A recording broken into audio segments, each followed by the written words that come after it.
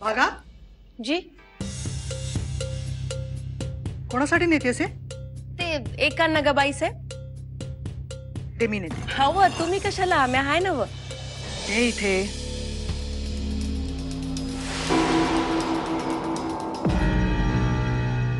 एका नगाताई चहा. अरे तू आय मीन तुम्ही सुनबाई बसा ना बसा या. घ्या. थँक्यू. पण तुम्ही कशाला आणलात चहा? हो त्यात काय एवढं मोठं? नाही मी असं ऐकलंय की वाड्यातल्या सुनांना पाण्याचा ग्लासही उचलायची गरज नसते.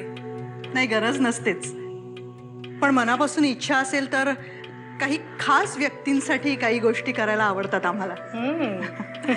त्यातून तुमची आणि आऊसाहेबांची तर एवढी जुनी मैत्री, म्हणजे आम्हाला तुम्ही आऊसाहेबांसारख्याच. तुला सांगते आम्ही जेव्हा भेटलो ना तेव्हा 15 वर्षांचे होतो.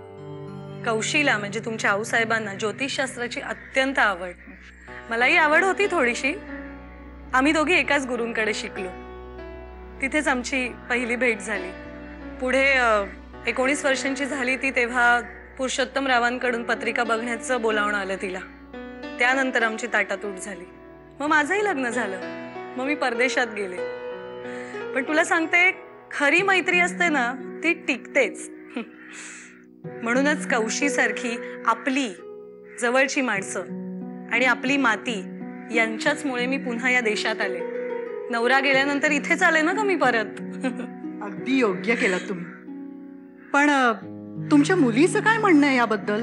रोमिलाचं? नाही नाही तिचा काहीही प्रॉब्लेम नाहीये. इनफॅक्ट तिची मुळं तर याच मातीतली आहेत. तुला सांगते रोप कुठेही वाढलं तरीही आपल्या मातीत ते जितकं बहरतं तितकं ते कुठेही बहरत नाही.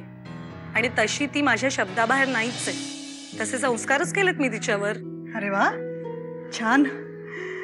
म्हणजे 7 समुद्रापलीकडे राहून सुद्धा तुम्ही तिच्यावर आपले संस्कार केलेत. नाही तर आजकालची मुलं. पण तिच्या लग्नाचं काय ठरवलंय?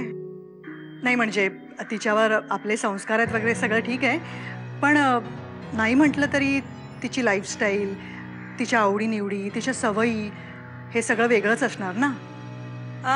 बरोबर आहे तुझं, पण करेल ती ऍडजस्ट. तिला सुटेबल असा लाईफ पार्टनर नक्की मिळेल तिला इथे. एखादी बिझनेस फॅमिली किंवा राजघराणं. बघू कधी योग जुळून येतो ते.